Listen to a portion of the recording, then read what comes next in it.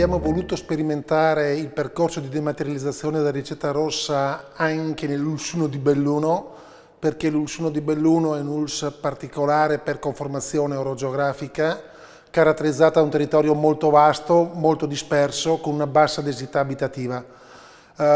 Volevamo vedere se in condizioni difficili questo percorso potesse portare delle utilità al sistema, ai pazienti prima di tutto, ai medici di medicina generale e alle farmacie. La sperimentazione è stata condotta con 4 medici e 7 farmacie, ha dato risultati assolutamente positivi, è stata l'occasione per affrontare anche i problemi di connettività presenti nel nostro territorio e da qualche giorno siamo pronti per fare della sperimentazione, fare sistema e quindi far partire la dematerializzazione su tutto il territorio dell'Ulsuno.